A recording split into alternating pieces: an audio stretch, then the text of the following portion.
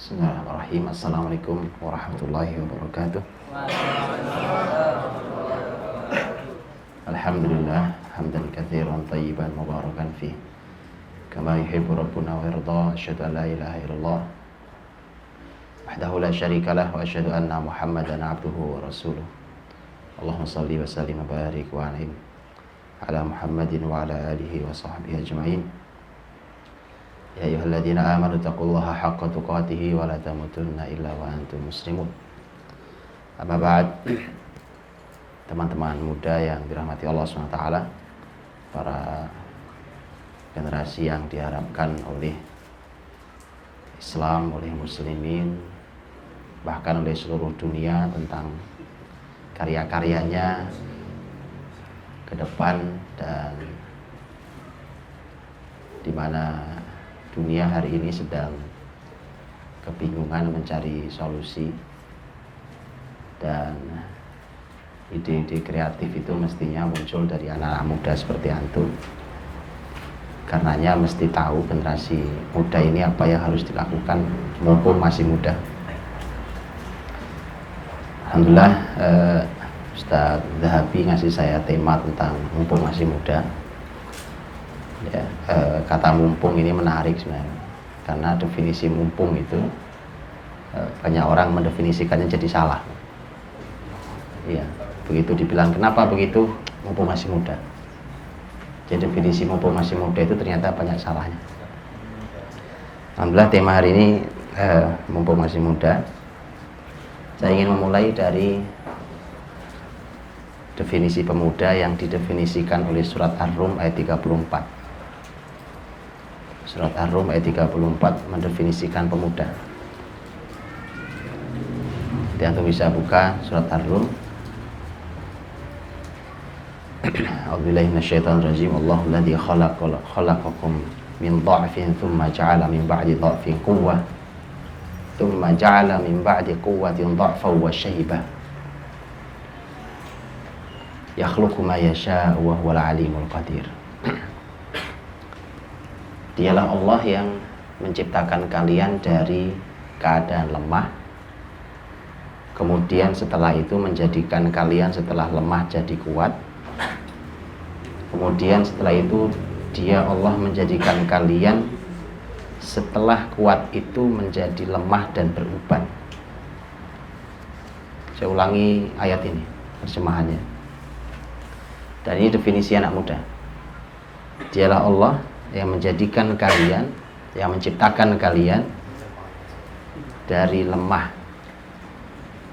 kemudian menjadikan kalian setelah lemah itu kuat, kemudian menjadikan kalian setelah kuat itu lemah dan beruban, rambutnya putih. Dia menciptakan sesuai yang Allah kehendaki, sesuai yang Dia kehendaki. Dialah Allah yang maha mengetahui dan maha kuasa mengukur segala sesuatu. Nah, teman-teman rahmati Allah SWT, itu ayat yang mendefinisikan tentang usia muda itu. Jadi pemuda itu apa sebenarnya? Usia muda itu apa sebenarnya? Nah, itu ayat yang mendefinisikannya. Jadi kalau dengan itu, maka menurut teman-teman apa definisinya pemuda itu? Jadi pemuda itu apa definisinya? Pemuda itu apa? Ada yang paham? Sudah nyambung atau belum? Saya ulangi ayatnya. Saya ulangi ayatnya, antum dengar baik-baik, antum rangkai dengan kalimat antum sendiri. Karena harus tahu dulu, nanti ngomong anak muda, antum nanti nggak tahu definisi pemuda apa sebenarnya. Muda itu apa sih? Muda itu umurnya, Pak. Bukan cuma umur. Ya, lihat ayat yang mengatakan, Dialah Allah yang menjadikan kalian, Dialah Allah yang menciptakan kalian dari keadaan lemah. Dimulainya dari lemah. Kemudian menjadikan kalian setelah lemah itu kuat. Kemudian menjadikan kalian setelah kuat itu lemah dan beruban. Paham? Jadi pemuda itu apa? Ada yang tahu? Coba angkat tangan. Supaya kita bisa ngambil pelajaran dari ayat ini. Kita ingin mulai dari ayat ini. Sebelum kita bicara ngalor itu kemana-mana tentang usia muda. Ya, kita mulai dari keberkahan ayat. Jadi apa? Muda itu apa? Angkat tangan yang tahu. Yang tahu kalau perempuan juga angkat tangan. Gak apa, yang perempuan angkat tangan juga boleh. Boleh. Ya, boleh. Boleh. Apa pemuda itu?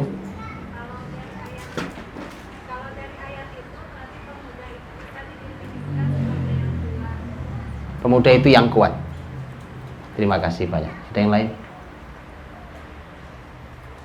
Boleh, silakan. Makhluk Allah yang diciptakan yang awalnya lemah kemudian kuat dan akan lemah kembali. Baik. Jadi ulang. Ciptaan Allah yang awalnya lemah kemudian dijadikan kuat kemudian akan dikembalikan lemah lagi. Oke, itu urutannya. Saya tanya pemudanya. Oh, mudanya aja. Saya tanya pemudanya. Kalau lemah bukan pemuda. Oke, Silakan. menurut saya pemuda adalah sebuah proses dari masa yang lemah ke masa kuat, di mana bukan hanya biologi saja yang berkembang menjadi kuat, melainkan akhlak dan pikirannya juga mulai berkembang, dan itu sesuai dengan pola pikir dan pengaruh-pengaruh lingkungan sosial mereka. Terima kasih banyak. Cuma saya minta definisi, kepanjangan definisinya. Kalau itu penjelasan namanya. Ada yang bisa disederhanakan? Pemuda itu sebuah proses menuju lini dewasa yang lebih baik. Sebuah proses menuju dewasa dengan lini yang baik. dengan lini yang baik. Saya boleh nambah. Silakan. Sangat boleh. Luar biasa. Pemuda adalah masa setelah lemah dan sebelum lemah, dan sebelum lemah kembali, itulah pemuda. Muda adalah masa sebelum lemah dan setelah lemah.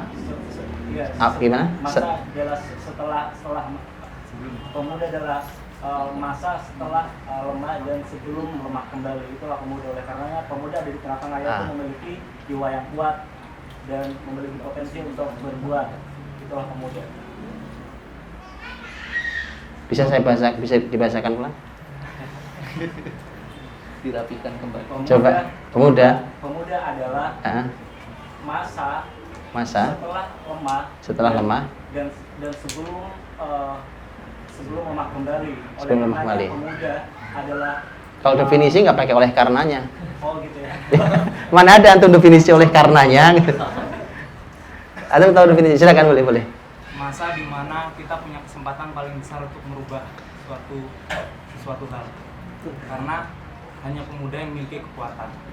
Di masa tua dan muda dan masih balita, kita adalah makhluk yang lemah. Penjelasan.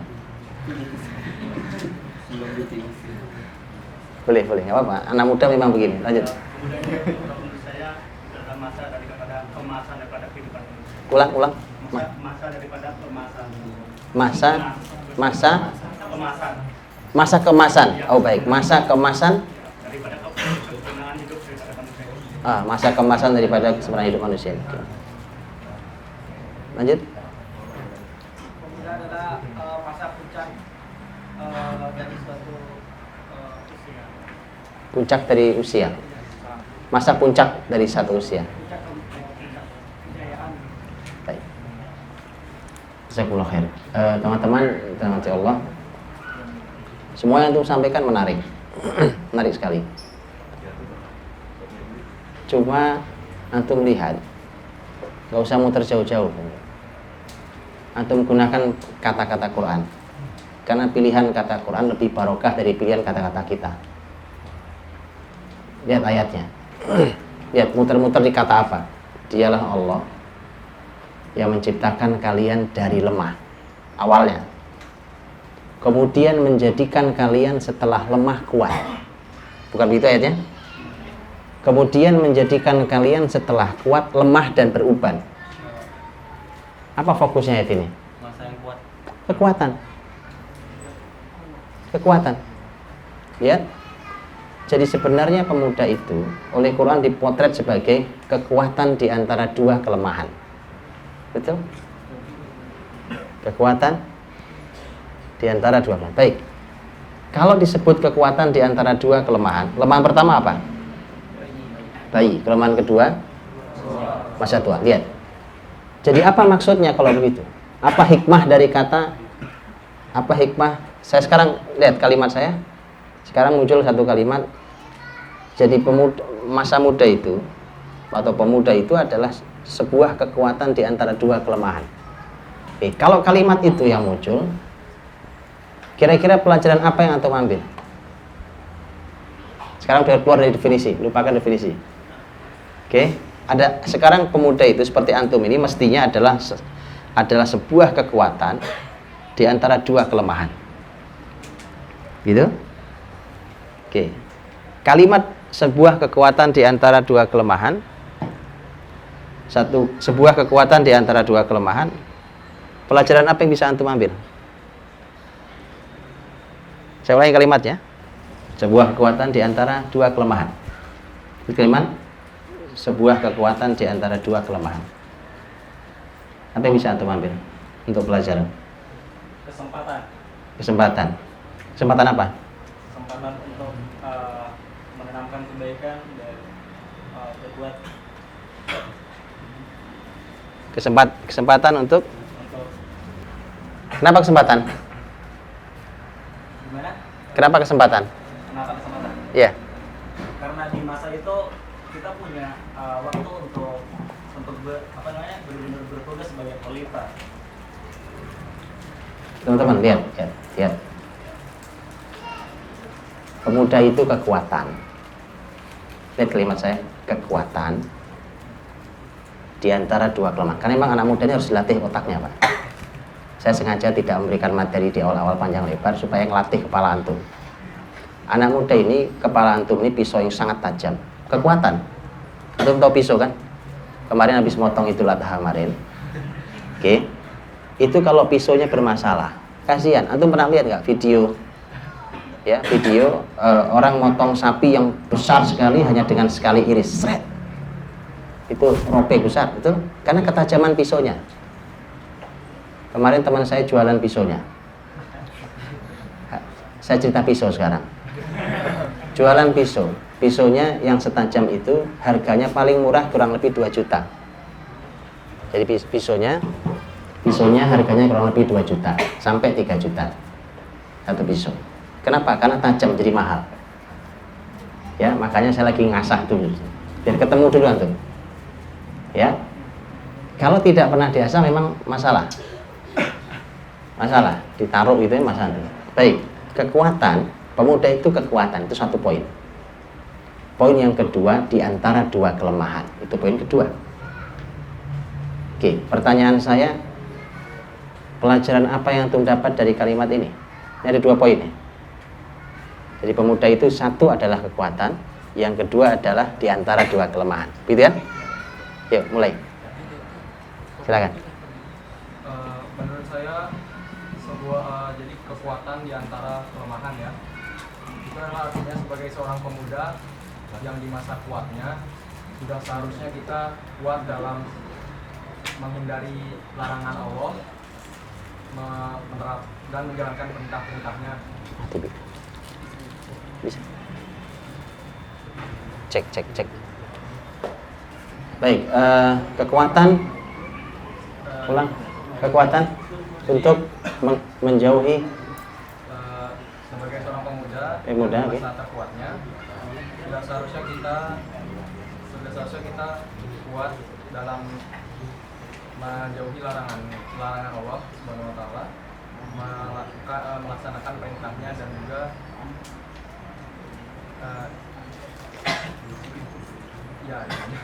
baik, kata beliau pemuda itu mestinya punya kekuatan untuk menjauhi larangan Allah dan untuk menjalankan perintahnya. Punya kekuatan dua-duanya. Ada yang lain? Apa pelajaran bisa untuk ambil dari kata itu? Silakan. Menurut saya pemuda kekuatan di antara dua kelemahan, jadi hikmahnya kita sebaiknya memanfaatkan kesempatan diberi kekuatan tersebut sebelum datangnya kelemahan yang kedua. Memanfaatkan kesempatan dengan baik kesempatan itu sebelum datang kelemahan, ya, baik. Jadi memanfaatkan kekuatan itu sebelum datang kelemahan. Ada yang lain? Boleh. Menurut saya pemuda itu di antara dua kelemahan, yaitu kita memiliki kesempatan untuk memanfaatkan waktu luang kita, waktu muda kita. Jadi ada sebuah kata, mungkin siapa dari kata saya lupa, manfaatkan waktu mudamu sebelum masa tuamu. Jadi manfaatkan waktu itu untuk memanfaatkan waktu dengan baik. Bagaimana kita menjalani hidup untuk melakukan hal-hal baik, entah itu beribadah dan menjauhi segala larangan Allah. Manfaatkan waktu sebaik-baiknya di masa kuat ini, masa muda ini sebelum masuk masa tua, gitu ya, untuk semua kebaikan. Baik, ada yang lain? Silakan. Enggak apa ya, saya mau dengerin antum dulu masalahnya. Iya, jadi dari dua poin tadi, yang pertama Kekuatan. Saya menangkapnya bahwa dengan kekuatan, ketika kita memiliki kekuatan kita bisa bergerak dalam hal yang kita bisa mendapatkan manfaat ataupun mempengaruhi sesuatu. Kemudian di antara dua kelemahan di sini saya dapat artikan bahwa ada keterbatasan waktu yang kita miliki ketika kita menjadi seorang muda. Jadi balik lagi, dua kelemahan ini adalah semaksimal mungkin lah kita bisa memanfaatkan kekuatan yang kita miliki sebelum lemah itu tiba. Baik, iya, menarik. Jadi apa yang antum katakan bahwa apa tadi? Poin pertamanya apa? Dengan kekuatan kita bisa dengan kekuatan bisa bergerak. Bisa bergerak, bisa menggerakkan, bisa mempengaruhi. Oke. Yang kedua, menunjukkan di antara dua kelemahan menunjukkan waktu ini terbatas. Menarik sekali. Waktu kita terbatas. Oke, kalau waktu terbatas, satu pernah lihat diskon terbatas? Apa yang antum lakukan? Nah, itu, gitu ya. Diskon 70%, ya kan? Diskon 70%. Sejam lagi habis. Antum harus ambil keputusan sangat cepat, betul? Menarik. Yang lain? Kan enak, saya nggak perlu ngisi-ngisi, antum aja kan enak nih saya. Masya Allah. Oh, kalau kumpul sama orang pintar harus begini memang, ya kan? Kalau kumpul sama orang pintar itu ada kaidah di syair Arab. Di syair Arab mengatakan wallabibu bil isyarati yafhamu. Orang cerdas itu cukup dengan isyarat dia paham. Gak usah ngisi banyak-banyak, ya kan enak sama antum orang pintar-pintar gini, pakai isyarat aja gini. Yang perempuan juga boleh. Asik kita punya dua kata, kita hanya bahas dua kata ini, nggak lebih-lebih. Karena dua kata ini bahas sampai besok maghrib. Boleh, silakan. Pemuda dan kekuatan, baik.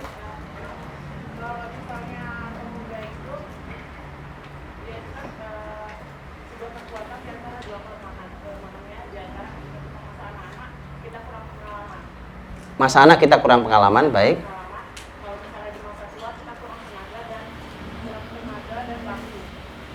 Kurang? Oke, kurang tenaga dan kurang waktu. Kalau masa tua? Kurang tenaga dan kurang waktu. Kurang waktu itu apa maksudnya? Pokoknya dikit lagi game gitu ya. Maksudnya apa maksudnya? Itu maksudnya. Enggak. Oh, baik. Sebenarnya adanya ayat ini sebenarnya untuk membedakan antara pemikiran umat Islam dan dari pemikiran Barat. Apa itu bedanya? Bedanya kalau di pemikiran Islam itu artinya pemuda itu tidak labil lagi. Tidak labil, baik. Tidak labil. Tapi kalau di Barat justru memandang pemuda adalah sosok yang labil. Pemuda satu yang labil, baik. Penuh dengan emosi, tidak stabil. Itu pandangan Barat. Tapi kalau pandangan Islam, Sebentar. Dari mana tahu dari mana di ayat ini tahu bahwa itu bedanya pemikiran Islam dan Barat? kalau saya landasan fisiknya karena psikologi mengajar. Enggak, bukan. Saya bicara ayat ini. Bicara ayat ini, dari mana tahu Dari mana mengambil kesimpulan sampai kepada labil dan tidak labil? Saya belajar kelas-kelas belakangnya ilmu psikologi. Jadi ketika saya pelajarin psikologi barat di kampus dulu menjelaskan bahwa masa remaja itu adalah masa yang penuh was-was karena di situ manusia itu mengalami emosi yang tidak stabil. Kalau ketika saya belajar dengan pendekatan agama saya melihat Islam itu memandang kita tuh harusnya sudah tidak labil karena sudah tentu kematangan, karena kita bisa memandang ke depan dan memandang dengan apa yang sudah kita lewati. Baik. Kalau dari ayat ini, Ar-Rum 34 ini tadi, astagfirullah, Ar-Rum 54. Ar-Rum 54 ini, dari Ar-Rum 54 ini, dari mana diambilnya? Mengapa membaca Ar-Rum 54 kemudian menghadirkan kesimpulan tadi?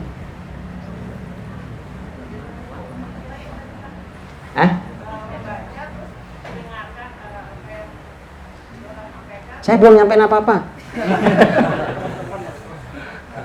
banyak pendapat tadi. Baik.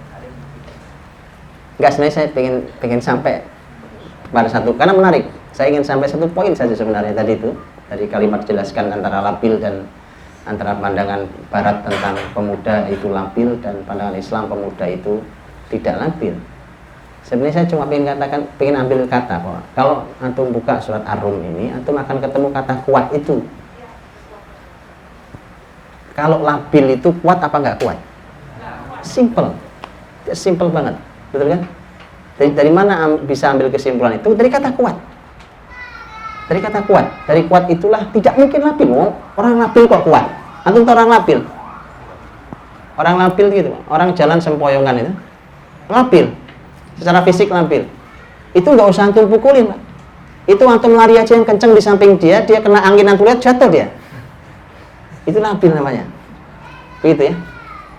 Jadi, dan itu tidak mungkin kuat, karena kuat itu nggak begitu. Kuat itu kayak Abdullah bin Zubair, Pak. Abdullah bin Zubair lagi sholat di samping Ka'bah, kemudian lewat manjanik itu kayak meriam zaman dulu. Beliau sholat lewat di sampingnya nggak apa-apa, nggak goyang sama saya. Itu namanya orang kuat. Jadi kuat itu tidak mungkin labil. Baik, makasih banyak. Ada lagi yang lain? Kan nanti saya menyisakan hanya tinggal 10 menit baru saya ngomong.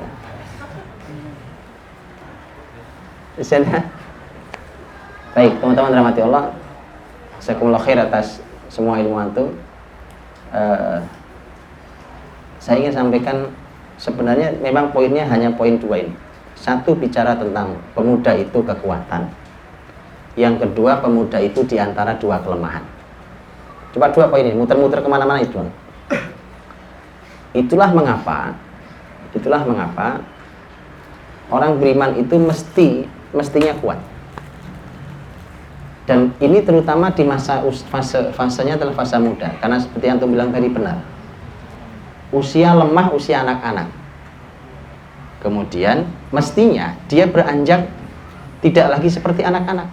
Karena kalau masih seperti anak-anak itu namanya lemah. Yuk kita definisikan, yuk kita sekarang urai. Seperti anak-anak itu apa? Kan gitu kan? Usia seperti antum ini sudah nggak boleh kayak anak-anak. Tahu anak-anak? Gimana tuh anak-anak?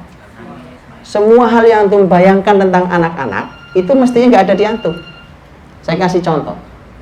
Anak-anak itu, antum lihat. Ini di Bali mudah-mudahan nggak ada banjir. Ada banjir nggak di Bali? Di banjir, lagi banjir. Ada yang nangis, ada yang sedih kan. Tapi kalau buat anak-anak semuanya indah, betul? Betul nggak? Kenapa? Ini kesempatan, ini kolam renang terbesar yang pernah dia lihat. Betul kan? Ini bocah namanya, ngerti? Kalau anak muda nggak begitu cara berpikirnya. Jadi buat dia semua dunia ini adalah permainan. Itu bocah namanya. Jadi kalau memandang apapun semua permainan, itu bukan pemuda. Berarti dia masih anak-anak. Ya? Berarti dia belum jadi anak muda. Anak muda mestinya tidak begitu. Karena dia sudah bisa memilah kan. Ini bukan kolam renang. Ini sedang kesedihan. Baik kan? Kalau ketemu kolam renang, ini baru kolam renang. Di sini kita berenang, bukan sedih. Ngerti maksud saya? Karena kalau antum di kolam renang sedih, antum bisa mati di situ. Jadi antum harus bisa bedakan. Karena begini loh, saya melihat teman-teman muda, teman-teman muda ini sering tidak bisa membedakan,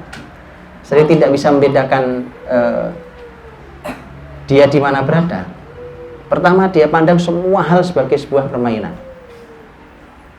Makanya enggak jauh. Dibuka di laptopnya ada game, dibuka di handphonenya ada game, dibuka di komputernya ada game, dibuka di tabnya ada game. Buka punya laptop temannya, yang pertama dicari game. Antum masih bocah. Paham? Antum belum masuk di ayat ini. Paham ya? Ini saya ngasih contoh doang nih caranya ya. Makanya ini mulai hari ini game dibuang. Karena itu bocah. Paham ya? Loh, sekarang kita bicara kekuatan loh. Kalau anak-anak iyalah nih, lihat anak-anak di belakang itu lagi pada main, betul? Tapi kalau pemuda nggak di sana posisinya. Anak-anak naik turun semua naik. Atau melihat ada tangga, kalau buat anak semua permainan, tangga yang itu mainan buat dia. Ya kan? Hentikan game. Karena itu bocah. Jadi antum kalau cuma main game saja, berarti antum belum hilang sifat bocahnya. Ini baru satu. Mau dikasih contoh lain? Antum cari sendiri. Saya cuma ingin bukakan pintunya, oke? Bahwa antum sudah harus berpindah dari masa lemah. Harus berpindah dari masa lemah itu. Oke, apa sifat contoh sifat anak-anak yang lain? Contoh sifat anak-anak yang lain apa contohnya? Selain di mana-mana dia bermain. Kalau anak-anak bermain wajar. Di mana aja buat dia permainan. Tadi saya bilang banjir aja itu kolam renang. Ya, orang lain sedih-sedih karena kehilangan rumah, kehilangan harta, apa dia main aja. Ya. Makanya suka sih itu perhatikan. Anak-anak muda kalau antum lihat, karena saking semuanya permainan, suka tidak tahu diri di mana dia selfie. Betul nggak? Antum ngaku bocah. Iya, coba orang nggak tahu diri, orang tidak tahu diri di mana dia foto. Semua dia pengen, itu bocah. Hei, antum tahu anak-anak? Anak-anak tuh lagi main asik. Ini ngomong permainan tadi. Lagi main asik tiba-tiba kesandung. Apa yang terjadi? Begitu nangis apa yang dilakukan? Hah? Ngadu. Lagi galau nih, update status. Bocah. Engkau. Itu bocah. Tahu? Oke, hentikan. Teman, ini serius nih. Saya belum bicara peradaban, habis ini bicara peradaban habis ini. Tidak akan mungkin peradaban dipanggil oleh orang yang seperti ini. Mustahil. Artinya kalau peradaban Islam ini besar, antum tidak dipakai. Betul lah. Mana mungkin, Pak? Tugas Islam ini satu bumi. Satu bumi. Tugasnya tidak sederhana. Umpamanya gini. Bicara fisik. Sama kayak anak-anak tadi. Namanya fisik anak-anak lemah wajar. Gampang sakit. Betul? Ini anak-anak. Staminanya belum baik. Jalan sedikit aja capek. Itu bocah. Antum bisa bayangkan antum harus kelilingi bumi ini karena tugas Islam adalah memakmurkan bumi ini. Lah kalau seperti itu keadaannya, generasinya, ada masalah sedikit, diupdate status. Yang seperti itu tidak pantas menjadi pemuda Islam. So, maka hentikan mengadu di dunia media sosial. Ya. Hentikan mengeluh di media sosial. Antum nggak akan jadi pemimpin. Betulan, nggak akan pernah jadi pemimpin. Karena kalau kesandung nangis ngadu ke ibunya, itu bocah. Ya, kalau pemuda tidak. Oh iya, loh sekarang kalau antum kelak jadi pemimpin, itu semua yang antum update di dunia maya itu nggak hilang. Nggak hilang kan? Nggak hilang. Begitu musuh tahu bahwa ini orang punya potensi jadi pemimpin, maka semua hal yang dilakukannya akan dipotret, akan diambil. Dan musuh tahu ini kunci kelemahan dia. Kenapa? Dia setiap hari Senin galau. Maka hari Senin adalah hari kelemahan dia. Maka besok musuh akan masuk di Minggu malam. Oh iya. Itu kenapa kemudian inilah yang diajarkan Nabi SAW kepada para sahabatnya, kokoh. Itu kekuatan. Anas bin Malik radhiyallahu anhu ketika bersama Nabi umurnya baru 10 sampai 20 tahun. Jadi usia bersama Nabi 10 sampai 20 tahun. Terus Rasul wafat. Itu usia Anas bin Malik. Itu salah satu pendidikan yang diberikan Anas adalah Anas diajari oleh Nabi untuk menyimpan rahasia. Bukan diumbar semua perasaan. Itu pemuda namanya. Makanya lahirnya Anas bin Malik. Antum baca biografinya.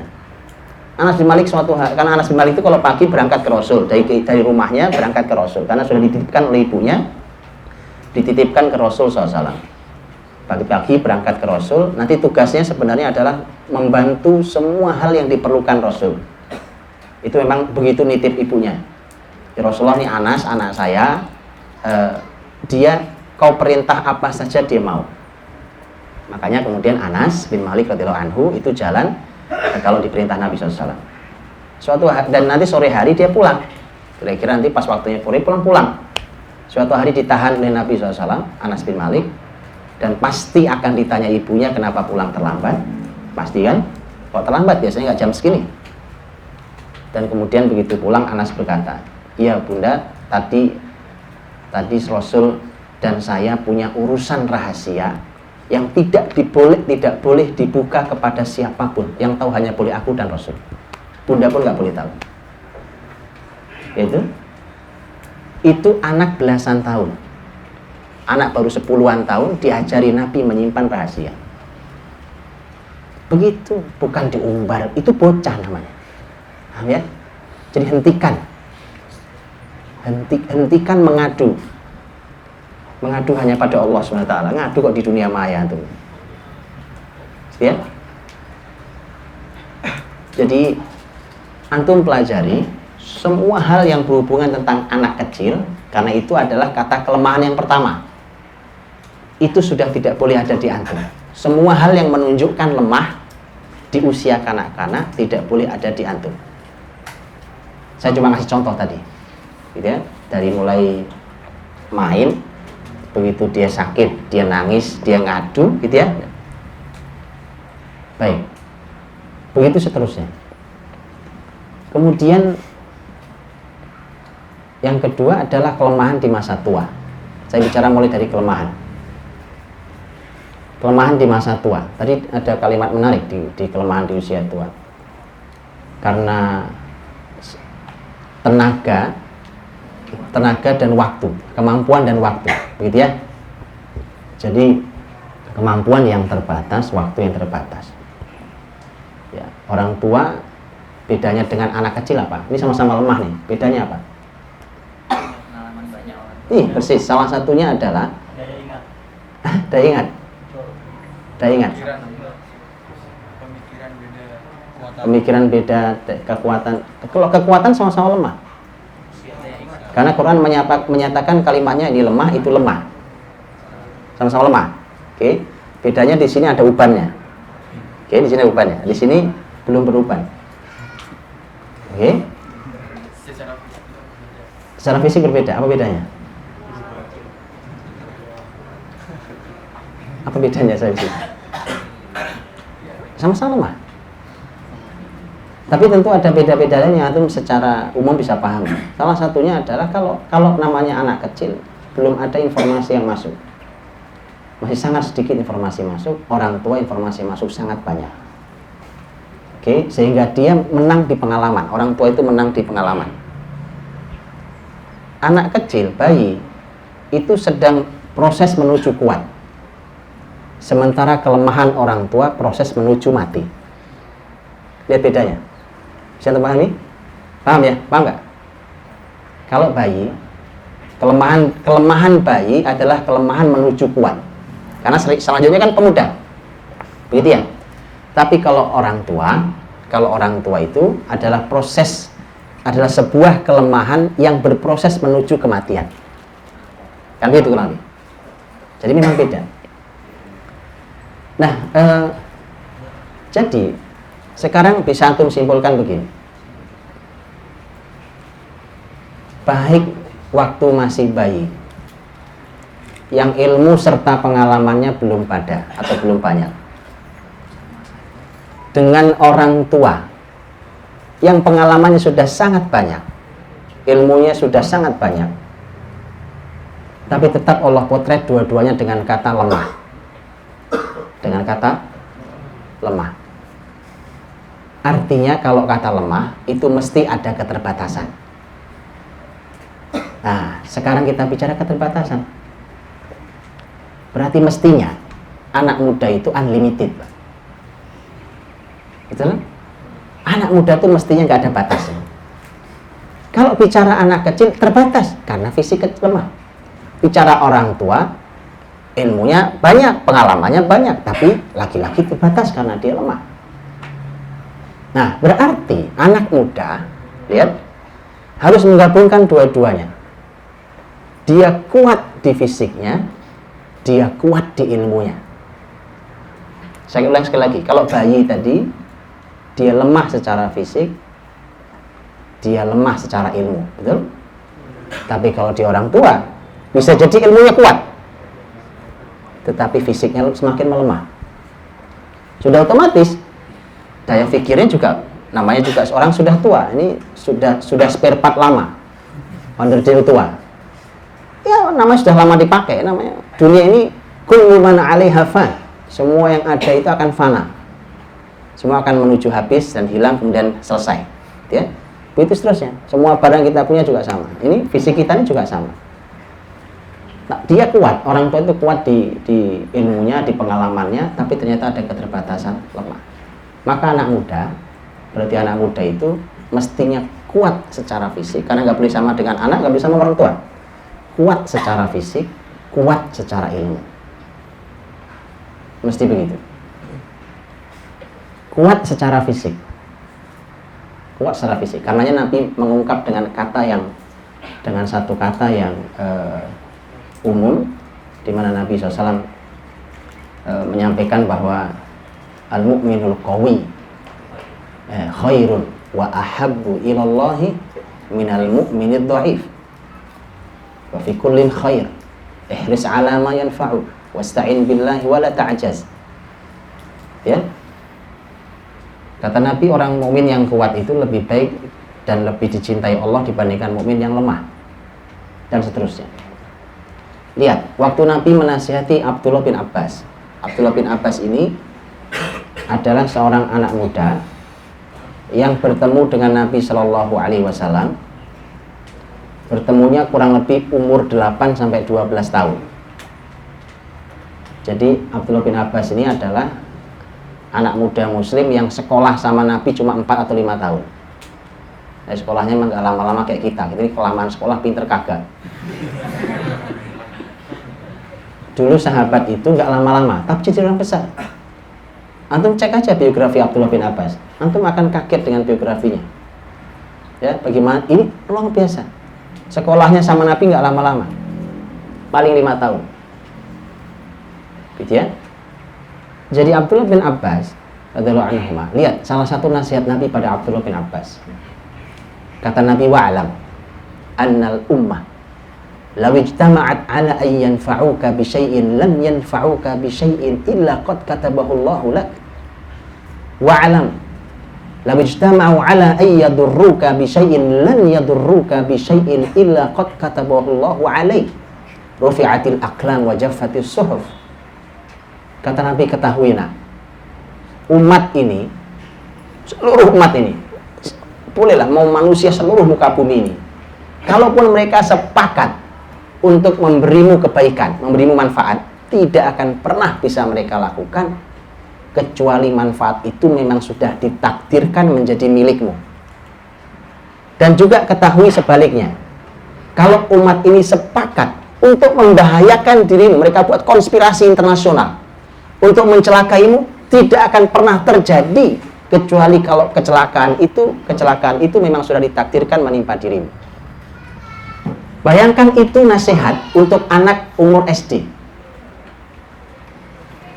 Bagaimana tidak kokoh anak-anak zaman Nabi. Makanya mereka di usia-usia sangat muda layak jadi pemimpin. Lihat kan?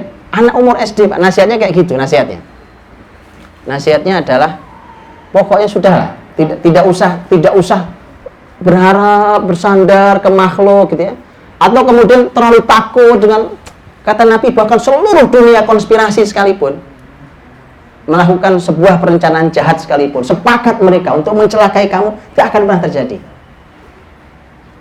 selama bukan takdirmu. Makanya kuat-kuat. Begitu.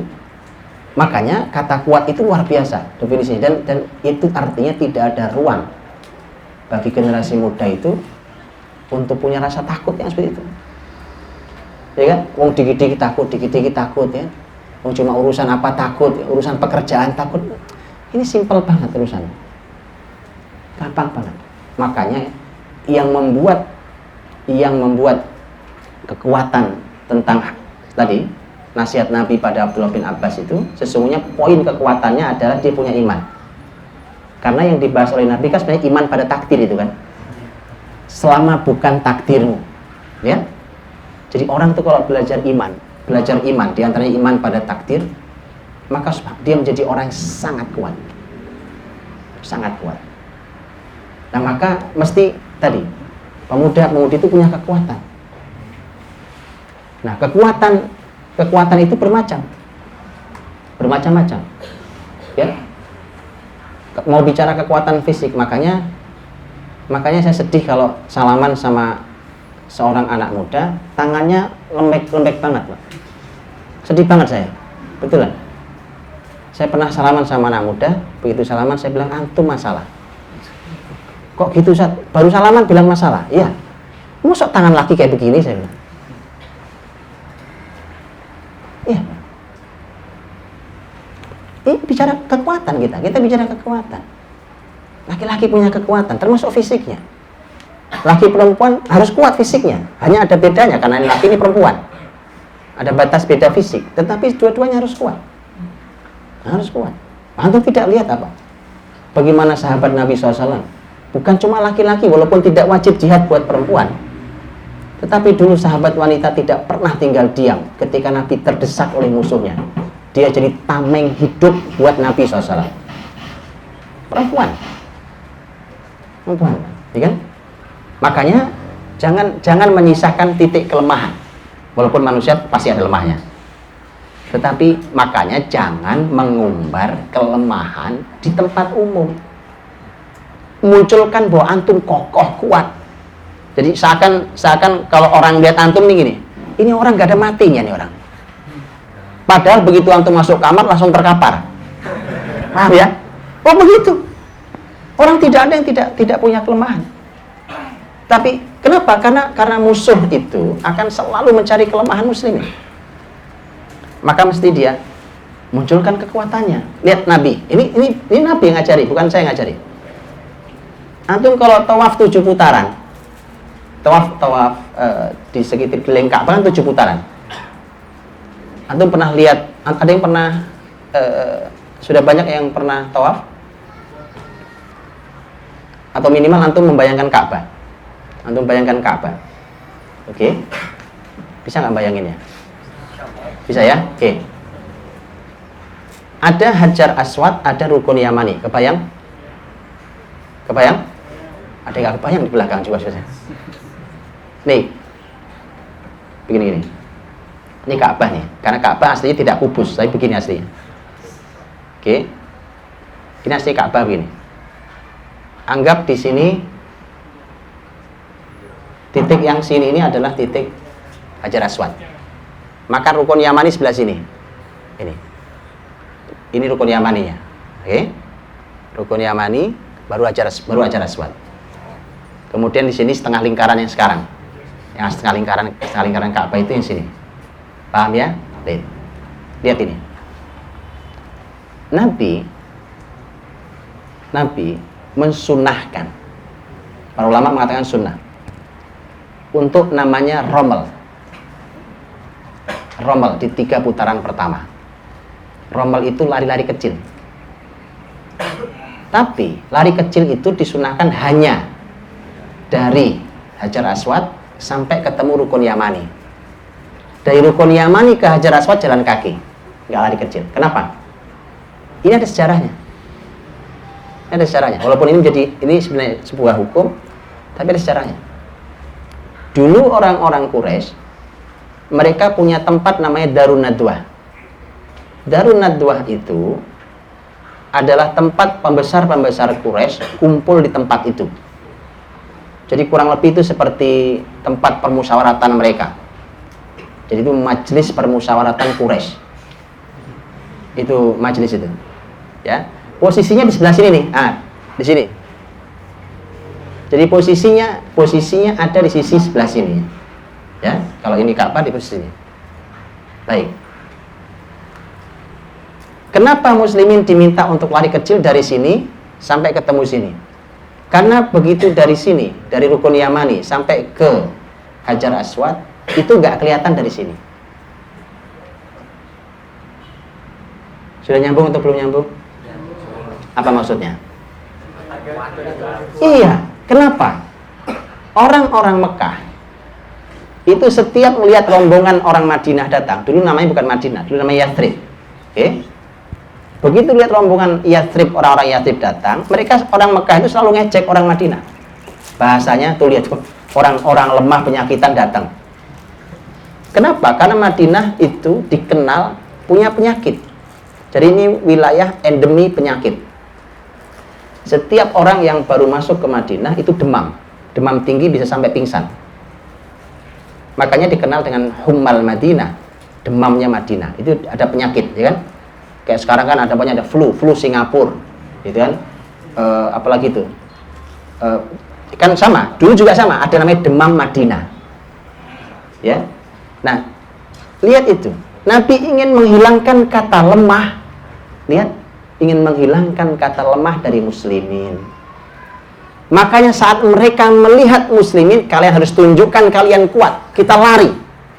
Beda kan? Orang jalan kelemar kan beda sama orang lari. Oke? Begitu anak muda. Maka tadi saya bilang, hentikan update status antum. Paham ya? Kalau itu hanya menunjukkan kelemahan antum. Yang boleh antum tunjukkan adalah kekuatan antum. Lihat Rasul ngajari ini. Ini ibadah loh. Ibadah sekeliling Ka'bah loh. Ini nggak sembarang loh. Nanti kalau antum mulai lelah, antum ngumpet. Ya, ini ngumpet ini. Ketutup ini, Pak.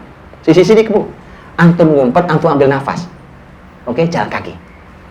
Jalan kaki, nanti nongol lagi, kuat lagi. Makanya musuh selalu melihat nih orang nggak ada matinya. Paham strategi Islam? Begitu. Waktu saya habis atau masih ada? Yang lagi. Baik. Belum masuk materi tadi kita nih.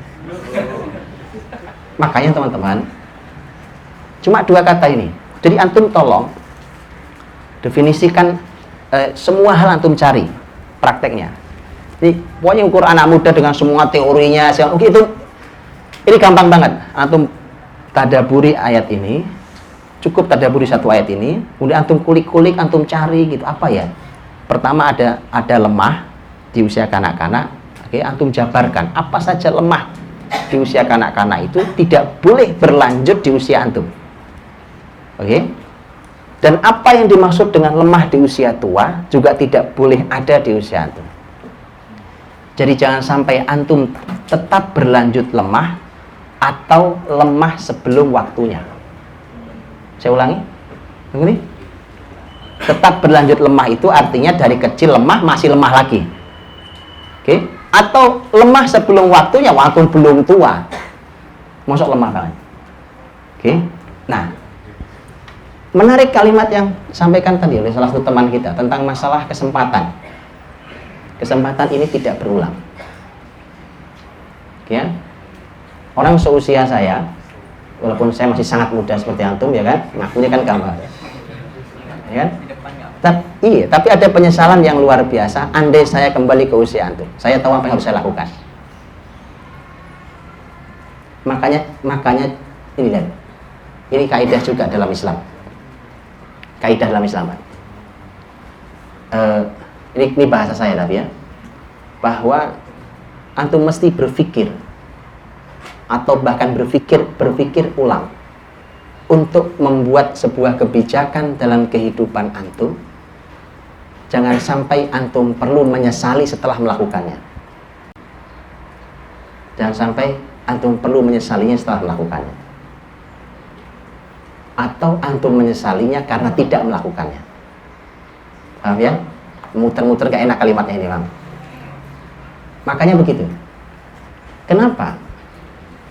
Kan semua tahu, wal 'asr innal insana lafi khusr. Masalah di kita ini masalah kerugian. Orang rugi itu nggak ada yang nggak sedih. Tapi masalahnya kalau kerugian itu bisa kita tambel lagi, kita senang lagi. Lah masalahnya umur nggak balik. Umur saya nggak balik lagi. Dan antum makin sana makin sibuk. Makin sibuk. Makanya tadi saya bilang hentikan game. Main-main, semua masalah ada main. Teman-teman, permainan anak muda beda dengan permainan anak kecil. Saya tunjukkan permainan anak muda. Kalau untuk main, saya tunjukkan cara main. Begini, masalahnya kita ini, teman-teman, kita ini tidak belajar Islam. Jadi kita tidak tahu. Main itu sebenarnya fitrah. Kita ini senang, pasti senang main kan. Udah tua sekalipun, orang pemimpin tertinggi di muka bumi, itu perlu ada hiburannya. Oh iya, dan itu dalam Islam halal. Cuma saya tunjukkan beda mainnya. Lihat. Di masa Rasul Shallallahu Alaihi Wasallam, kalau anak kecil-kecil, yang bahasa kita tadi bocah tadi itu, kalau masih masalah masih kecil-kecil itu, dulu ada permainan zaman dulu, ada boneka, oke, ada apa tuh namanya itu ayunan jungkat-jungkit itu, oke, itu bocah, ya kan? Kemudian mereka punya permainan-permainan yang kita semua punya anak-anak. Tapi kalau sudah tumbuh menjadi anak yang balik,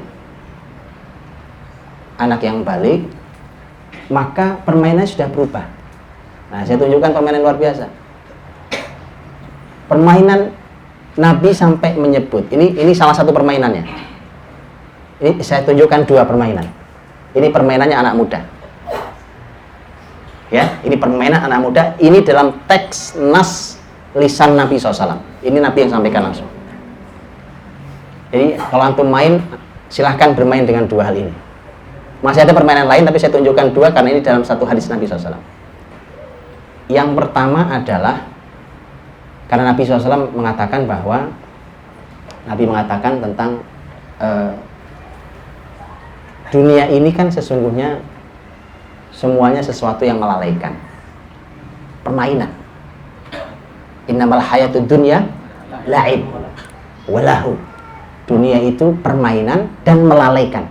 Di Quran Nabi juga mengatakan itu. Tapi kata Nabi ada permainan yang itu bukan permainan. Dia permainan sesungguhnya, tapi itu boleh. Karena apa? Karena manfaatnya besar. Ini saya mau sampaikan nih. Jadi kalau waktu saya habis, saya tutup dengan dua ini. Waktu habis saya tutup ini. Yang pertama kata Nabi, seseorang bermain dengan kudanya. Seseorang bermain dengan kudanya. Berkuda. Hari ini alhamdulillah sudah mulai banyak yang mengenalkan kuda kembali. Ya. Tapi kalau perempuan, ya boleh juga perempuan naik kuda sebenarnya, tapi perempuan hati-hati. Ya, karena dulu zaman kalau di Arab dulu perempuan naiknya onta. Tapi tidak naik itu, naik di atas haudaj, di atas apa namanya rumah-rumahan di atas onta itu. Maksud saya adalah, jadi karena kalau bicara saya kemarin habis nunggang kuda kemarin, hari sebelum saya kembali kita hari ini tadi. Kemarin hari Kamis, saya ngobrol banyak naik kuda, saya ngobrol banyak dengan pelatihnya. Karena ternyata berkuda itu bukan sekedar nunggang, tapi berkuda itu menggunakan hati. Ini kata pelatihnya. Kok bisa? Saya bilang, iya Ustaz. Nanti kan ada pelajaran di mana antum harus naik kuda. Sekarang kan nyetir pakai tangan nih, tarik kanan, tarik kiri, belok kanan, belok kiri, atau digas pakai kaki, ya kan? Oke, dan seterusnya. Tapi nanti ada fasenya tangan antum lepas. Kenapa? Karena kedua tangan antum harus megang panah. Pakai apa nyetirnya nih kuda? Beliau katakan pakai hati antum. Jelas kan? Itulah kenapa kedekatan seorang penunggang dengan kudanya itu memudahkan untuk nyetir kudanya. Jadi ternyata belajar kuda itu sampai belajar rasa, bawa perasaan. Begitulah yang antum tahu aja. Sampai begitu. Artinya ini belajar luar biasa. Kalau bicara sehat-sehat, sekarang jadi sport, ya kan? Kalau bicara sehat-sehat, kalau bicara tentang pahala, dia pahalanya besar. Kenapa? Karena wa'idullahu mastata'tum min quwwah wa min ribatil khail. Persiapkan kekuatan kalian semampu kalian dan kuda-kuda yang terlatih. Itu diperintah loh. Selain itu Nabi menyebut kuda itu ada barokahnya. Berarti antum sedang mendekati sebuah barokah. Dan ternyata Nabi menyebut di sana itu permainan. Karena pasti antum senang sekali. Ya kan? Orang kalau sudah bisa naik kuda, dia akan ketagihan naik kuda. Ya, itu kalau untuk kesehatan fisik luar biasa. Antum lihat naik kuda, itu baru sebentar muter-muter antum berkeringat. Aneh kan? Oh, duduk kok keringetan. Saya duduk nih di sini, duduk nih dari tadi udah berapa lama? Bukannya keringetan, Mak. Keringetan karena panas. Duduk ini duduk aja, apalagi kalau ruang. Antum lihat, ini bukan panas matahari. Orang berkuda itu sebentar saja, itu berkeringat semua badannya. Lihat itu. Oh, secara fisik luar biasa. Ya, orang yang nggak biasa, yang nggak punya keseimbangan baik, begitu kuda belok dia jatuh, dan seterusnya. Begitu kuda turun, ada nyusruk besar bareng kuda, ya kan? Baik. Jadi ini permainan yang pertama. Jadi tolong kalau main yang cerdas, gitu ya. Ini saya cuma kasih contoh. Ini karena satu hadis. Antum ingin tahu permainan kedua? Oh, ini seru lagi. Permainan yang kedua kata Nabi adalah ketika seseorang bermain dengan pasangannya. Antum ngerti? Antum ngerti? Nikah. Antum nikah. Makanya kalau antum boneka sudah mulai bosen main boneka, main mobil remote sudah mulai bosen, antum pindah ke kuda. Begitu kuda mulai bosen, antum itu jawabannya. Paham? Oh iya, dan semuanya lihat dalam Islam permainan itu mesti mendukung kebaikan, mendukung pendidikan, mendukung keberkahan, mendukung kesolehan, begitu. Makanya tidak cukup cuma edu game. Hati-hati dengan kalimat menyesatkan ini. Karena ini semua kita disuguhi mainan yang sebenarnya cuma mainan. Kemudian dikasih stempel edu. Ini game pendidikan. Subhanallah. Kenapa? Karena dalam Islam babnya bukan cuma edu. Mesti ada barokah game. Siapa yang bisa kasih jaminan barokah game? Kalau kuda pasti hadis sahih dalam riwayat Bukhari. Nabi katakan kuda itu ada barokahnya. Nikah ada barokahnya, betul kan? Nah, itu yang nggak ada di edu game. Barokah game itu nggak ada di. Paham ya, teman-teman? Nah, gitu. Jadi silahkan definisikan semua kata kuat di semua hal. Kalau antum punya akal, dilatih kekuatan akal itu, dikuatkan betul akalnya. Anak muda, masya Allah. Kalau Allah berikan antum kekuatan mengingat, usia muda kan gampang ingatnya. Tolong yang diingat jangan hanya nomor handphone. Tolong yang diingat, betul. Subhanallah. Antum kalau disuruh ngafal Quran cepet banget namanya anak muda. Anak muda. Jadi manfaatkan semua kekuatan itu untuk kebaikan. Seperti yang dikatakan oleh sebagian teman kita tentang masalah bahwa memanfaatkan kekuatan itu untuk kebaikan. Ya, dan sekali lagi anak muda jangan menyisakan ruang kelemahan. Kelemahan itu nanti waktu tua saja. Itu secara fitrah mah semua akan tua, ya kan? Tapi di usia muda semuanya lemah. Dan tutupi kelemahan itu dengan cara bersaudara dengan sesama saudara yang lain, biar kelemahan kita ditutup oleh kekuatan saudara yang lain. Dan jangan pernah memunculkan kelemahan pada musuh kalian, pada musuh Islam, karena kalian calon pemimpin besar. Makanya kalau sampai kemudian kelemahan dimunculkan, musuh Islam akan tahu dari mana menusuk antum semua. Saya kira itu, mudah-mudahan cuma ngomongin kuat dan lemah bisa menjadi pelajaran buat kita. Setelah ini ada yang bisa disampaikan, insya Allah yang akan menjawab lengkap Ustaz Dahabi nanti. Assalamualaikum warahmatullahi wabarakatuh. Pemuda Muslim, pemuda Muslim, Alhamdulillah atas pemaparannya dari Ustaz Budi. Hanya membahas 2 kata saja ya. Apa saja itu tadi dibahas? Kekuatan dan kelemahan saja. Namun ternyata masih ingin nambah Ustaz. Baik, untuk sisa waktu yang ada, mungkin kurang lebih 10 menit sampai 15 menit ke depan, adalah sesi tanya jawab. Nanti yang akhwat mungkin bisa angkat tangan dulu untuk ke depan. Adapun yang ikhwan mungkin bisa angkat tangan. Tapi sebelumnya saya ingin bacakan dulu satu pertanyaan yang sudah masuk. Ustaz ada yang ingin bertanya, bagaimana para sahabat muda Rasulullah menjaga kekuatan muda itu untuk kebaikan dalam Islam. Jadi bagaimana para sahabat itu menjaga kekuatan muda itu untuk kebaikan Islam. Mungkin langsung jawab. Baik, bagaimana para sahabat muda itu menjaga kekuatan mereka? Teman-teman dirahmati Allah, tadi sudah katakan poin-poinnya. Jadi makanya teman-teman muda ini harus melatih kekuatannya, memunculkannya, menjaga sebaik-baiknya. Jangan mengizinkan kelemahan ada di diri kita. Contoh, saya kasih contoh. Hari ini makanan minuman kita diracun sama Yahudi. Betul nggak? Makanan minuman kita diracun sama Yahudi. Tapi kita sering tidak punya pilihan karena harus memakannya dan harus meminumnya. Tetapi pemuda muslim, dia mesti hanya perlu satu poin, nahan syahwatnya, maka dia akan aman. Syahwat itu urusannya bukan cuma urusan syahwat seksual, bukan cuma itu. Syahwat itu banyak hal. Orang syahwat makan, orang syahwat minum. Oke, ada soft drink di sini. Antum masih minum soft drink? Yang itu minuman buat bersihin WC. Betul kan? WC itu kalau berkarat, kerak gitu, antum siram aja. Itu yang buat bersihin WC itu antum buat masukin ke perut antum, ke usus antum, ke lambung antum. Pemuda muslim cuma nahan diri doang. Nah, sedikit. Dia tidak. Semua orang minum dan suguhannya itu. Kan? Begitu. Beberapa hari lalu juga gitu saya. Kumpul di sebuah sekolah, guru-guru menyuguhi soft drink. Saya bilang, Pak, Bu, nggak salah nih disuguhin. Ya Ustaz, sekali-kali. Mumpung tadi itu ya.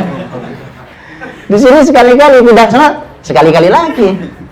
Berkali-kali. Iya, lama-lama memang. Ya, begitulah. Jadi makanya kemudian dijaga betul. Jadi teman-teman, syahwat itu dikendalikan seperti kuda dikendalikan tadi itu. Nanti kalau antum sudah terbiasa, itu cuma perlu effort kecil tapi dia sudah tertahan. Contohnya syahwat makan, syahwat minum. Kenapa? Itu membuat fisik antum lemah loh. Fisik lemah loh, ya kan? Karena ternyata antum tahu hadis Nabi SAW. Nabi mengatakan sumber penyakit di perut. Nabi mengatakan ma mala'a ibnu Adam wi'an syarra min batri. Tidak ada tempat yang kalau dipenuhi sangat buruk melebihi perut. Maksudnya gini, kalau saya punya kantong nih, ini tempat. Ini kalau saya penuhi dengan dolar baik dia. Betul kan? Tapi ada tempat yang kalau dipenuhi buruk sekali, yaitu perut. Wah, makan sudah nggak ada ukurannya, ya kan? Cuma perlu nahan syahwat sedikit aja. Antum kendalikan syahwat. Karena memang begini, kalau di usia muda seperti ini nggak kerasa teman-teman.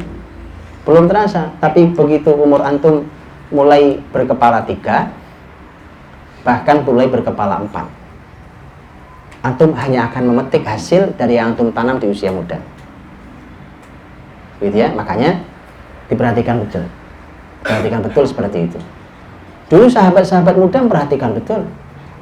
Makan minum kalau zaman Nabi jelas terpantau, ya. Pola istirahatnya jelas terpantau, itu visi kita. Antum tidur larut malam tiap hari. Subhanallah. Itu nggak lama, teman-teman. Badan kayak gitu dipakainya itu nggak lama. Karena fisik kita ini ada yang menciptakan. Dan yang menciptakan kita telah berfirman, wa ja'alna al-laila libasa wa ja'alna an-nahara ma'asha. Apa artinya? Malam buat selimutan, buat istirahat, siang buat cari kehidupan. Begitu. Nah, sekarang antum lawan itu firman yang menciptakan tubuh ini. Antum malam nggak istirahat, begadang, tidur paling cepat jam 11, jam 12. Itu fatal, teman-teman.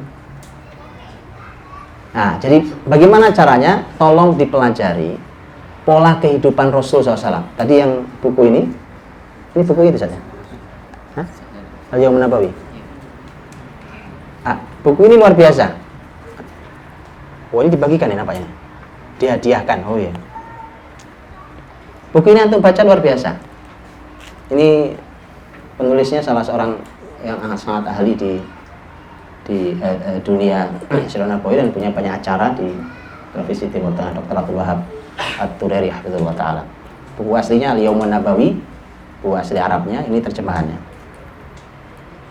Ini menarik karena ini sebagian dari potret aktivitas harian Nabi 24 jam. Menarik, ya. Ya, jadi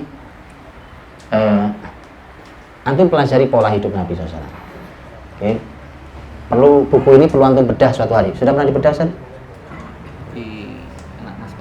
Pernah. Antum bedah di anak-anak muda buku ini supaya antum tahu potretnya isinya apa. Seharian tuh ngapain saja. Ya. Ini sebagiannya.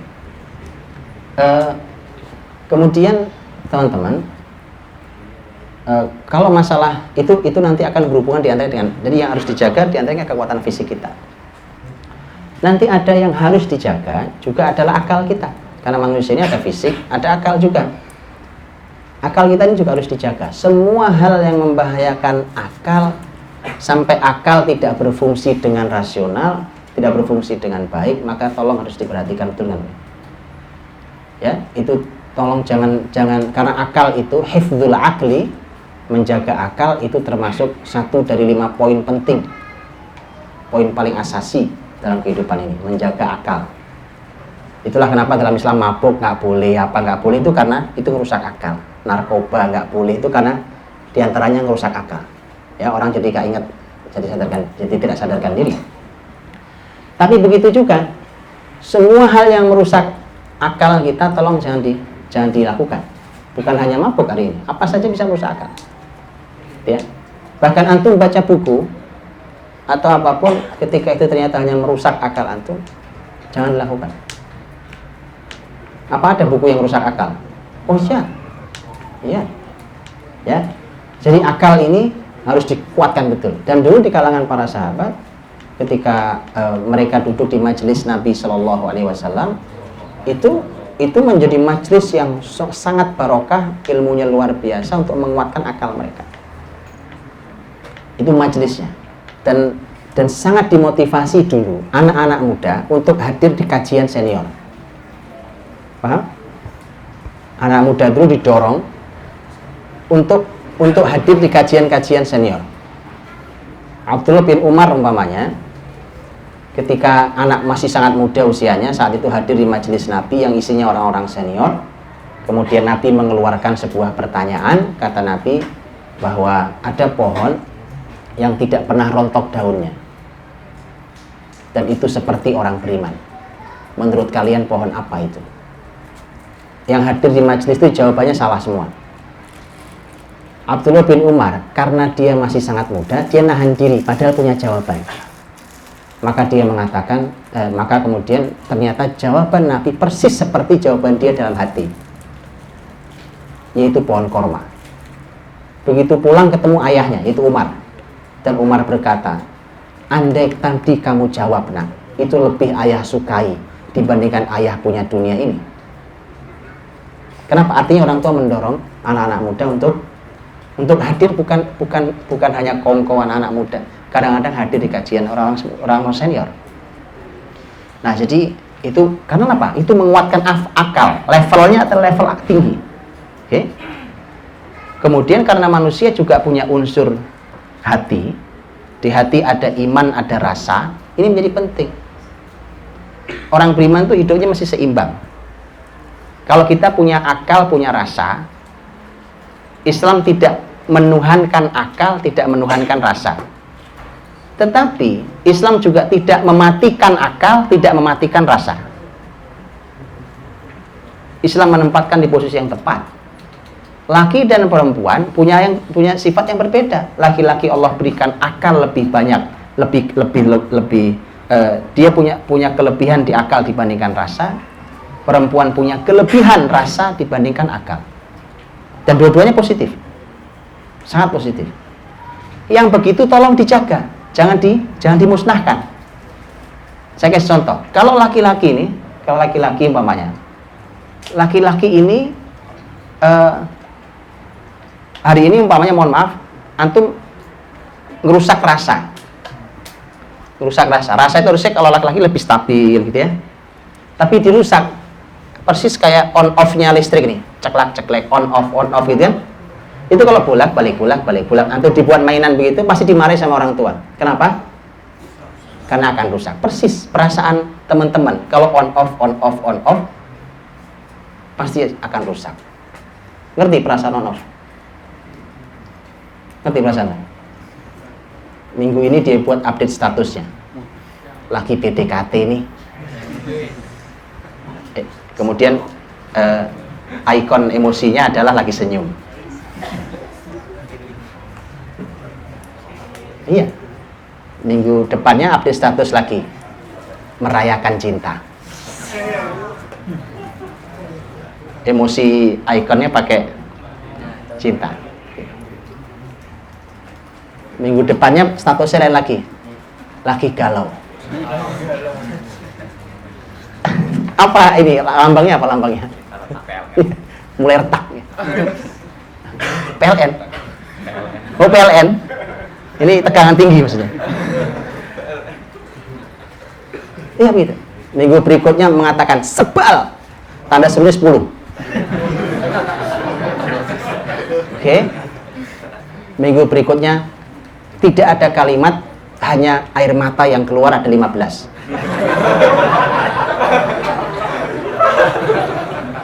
Ini maksud saya teman-teman, itu on off rasa.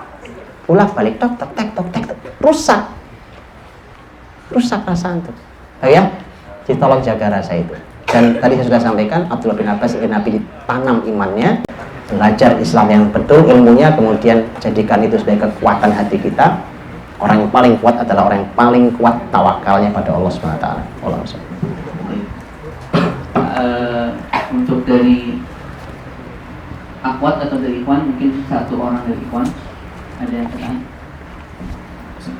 Untuk dari akhwat ada yang mau angkat tangan ini? Tidak? Sudah ya? Ini ya dari akhwat ya? Baik, dari ikhwan.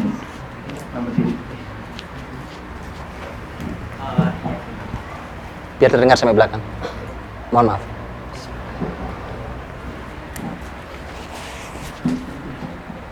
Bismillahirrahmanirrahim. Assalamualaikum warahmatullahi wabarakatuh. Begini Ustadz, saya menyesuaikan pada tema hari ini, yaitu mumpung masih muda. Saya sebagai mahasiswa akhir, itu berpikiran bahwa saya kalau udah lulus itu pengennya ngapain sih gitu. Antara saya menjadi pekerja atau saya menjadi pengusaha gitu. Mana yang lebih berkah untuk mencari rezeki, saya menjadi pengusaha atau menjadi pekerja? Terima kasih. Assalamualaikum warahmatullahi wabarakatuh. Baik, ada dua pertanyaan lagi dari Ahmad, karena bacakan aja. Silakan. Yang dari Ahmad nanti bisa ke panitia belakang, ada hadiahnya yang bertanya. Pertanyaannya, Yang pertama, fase anak-anak, pemuda, dan orang tua apakah merujuk dan ada batasan usia atau dibedakan dari perilaku dan pemikirannya? Semisal laki-laki sudah balik dikatakan pemuda atau anak-anak, lalu apa bedanya antara pemuda dan orang dewasa? Kemudian masih berkaitan juga, bagaimana dengan orang dengan usia dan fisik yang dewasa tapi masih berjiwa kanak-kanakan dan selalu mencari pembenaran atas sikap kekanak-kanakan? Baik, yang pertama pertanyaan menarik tentang melamar kerja atau pengusaha.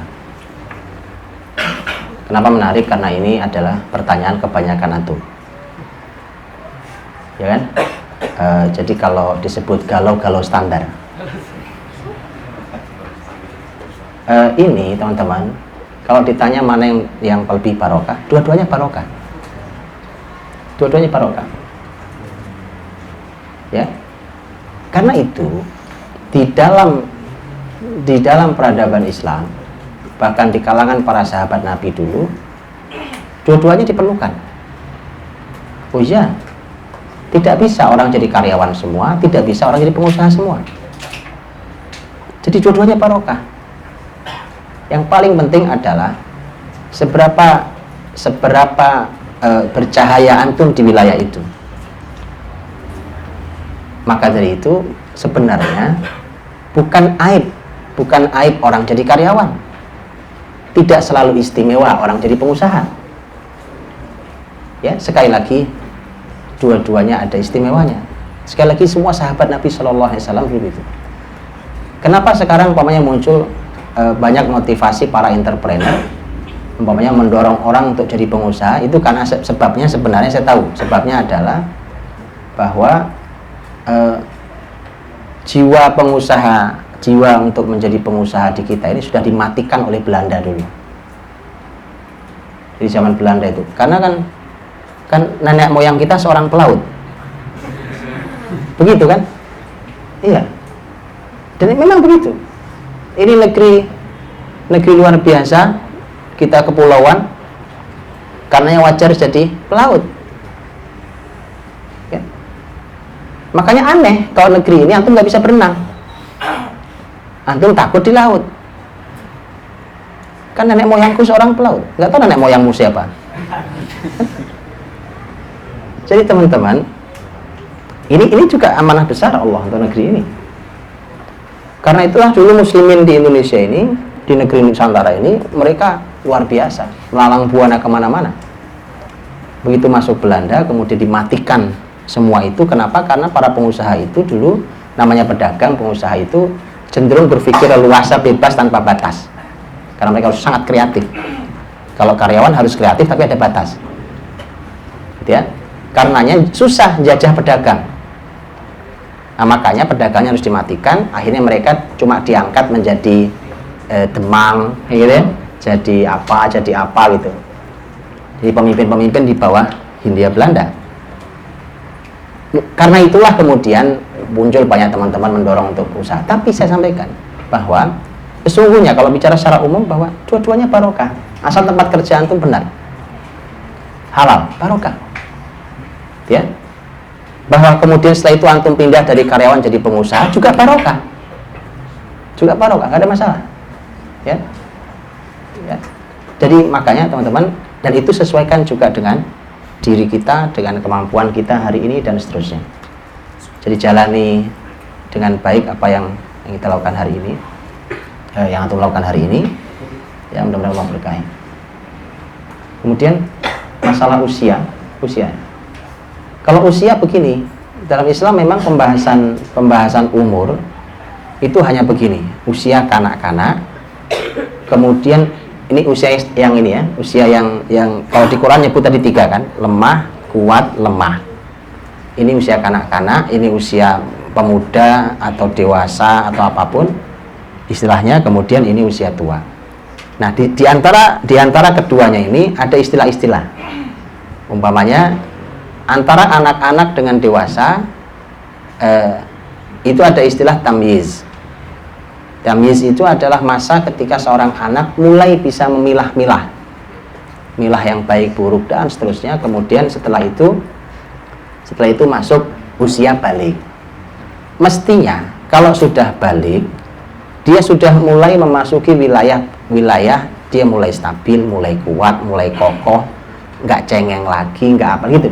Itu mestinya kalau sudah balik. Antum pelajari lagi tolong tentang tema balik, gitu ya. Karena hari ini kita salah karena kita baliknya sudah sekian tahun yang silam baliknya, tapi nggak kunjung dewasa. Ya, itu yang disebut dengan dia hanya matang biologisnya, hanya matang di fisiknya saja, secara psikologis tidak matang, secara akal nggak matang, secara iman tidak matang. Jadi batasnya adalah usia balik. Terus dia akan tumbuh terus tumbuh gitu. Ini masih usia kekuatan semua ini, ya, masih tumbuh, ya. Sampai nanti Quran menyebut usia 40 tahun. Itu Al-Ahqaf 15 masuk usia 40 tahun. 40 tahun itu sebenarnya disebut-sebut sebagai seharusnya juga menjadi salah satu puncak, jadi salah satu klimaks usia, gitu ya. Masih mungkin ada klimaks usia yang lain, tetapi ini salah satunya karena Quran secara khusus nyebut itu. Begitu seterusnya, ya. Terus begitu dia berkarya, dan yang perlu antum pahami, Nabi tidak pernah mengenal istilah pensiun. Jadi tidak pernah ada kata pensiun. Pensiun itu mungkin cuma dari salah satu aktivitas pekerjaan, tetapi berkarya dalam Islam ini terus dilakukan oleh Nabi sampai Nabi wafat. Ya, jadi seperti itu adalah harusnya usia balik seharusnya. Adapun bagaimana dengan mereka yang sudah balik tapi masih kayak bocah, tadi itu bocah itu, ya masih kayak anak-anak kecil tadi. Sebenarnya faktornya adalah teman-teman, kan tadi saya bilang, kenapa anak kecil lemah? Karena satu nggak punya ilmu. Kalau mau kuat, tolong diilmu hidupnya. Tolong berilmu. Ilmu itu dimulai dari ilmu akhirat, baru ilmu dunia. Karena Allah berfirman, wal akhiratu khairul laka minal ula, wal akhiratu khairu wa abqa. Selalu Allah katakan, akhirat itu lebih baik, dan lebih kekal. Begitu. Makanya, tolong diilmu ilmu agamanya. Maka tolong teman-teman mumpung masih muda, belajarnya berurut. Kemudian bermula dari ilmu agama menuju ke ilmu dunia, kemudian ilmu agama urutannya apa, ilmu dunia urutannya apa, itu tolong diilmui dan tolong berkurikulum belajarnya. Seumuran antum harus berkurikulum, ya, berkurikulum berurut gitu seterusnya. Nah, kan itu akan menguatkan antum semuanya. Ya, kemudian kalau sudah ada ilmunya, mari kita jalankan, karena apa yang kita jalankan itu perlu proses, perlu latihan. Nah, ini kesempatan luar biasa. Kumpul seperti ini adalah sebuah komunitas yang luar biasa untuk bersama-sama dalam kebaikan kita melatihkan diri untuk menjalankan apa yang kita ilmui itu. Ya, nah, Nabi mengatakan innamal akhlaq bitakhallub. Bahkan akhlak saja harus latihan. Ya, jadi kalau kamu pengen punya akhlak yang baik harus latihan. Gak bisa tiba-tiba. Ya, lakukan saja itu. Dan kemudian karena kalau sudah begitu lama-lama antum tidak akan lagi minat kumpul dengan orang-orang lemah. Kalaupun antum kumpul sama orang lemah, antum semangatnya adalah untuk menguatkan mereka, bukan ikut lemah bersama mereka. Wallahu a'lam bishawab. Jazakumullah khairan katsiran atas pemaparan yang disampaikan, dan insyaallah semua pertanyaannya sudah dijawab. Sekali lagi kami mohon maaf karena keterbatasan waktu dan tempat. Jadi kita cukupkan sampai di sini saja. Mengucapkan terima kasih setinggi-tingginya bagi para ikhwas sekalian yang berkenan memberikan waktunya untuk hadir majelis ilmu, dan juga pada para panitia dari majelis taklim, ibu-ibu, wali murid anak mas, rumah, dan juga teman-teman di Bani Berdakwah, serta dari Amal TV yang berkenan untuk merekam kajian sore hari ini. Jazakumullah khairan. Kita tutup majelis ilmu ini dengan doa kafaratul majelis.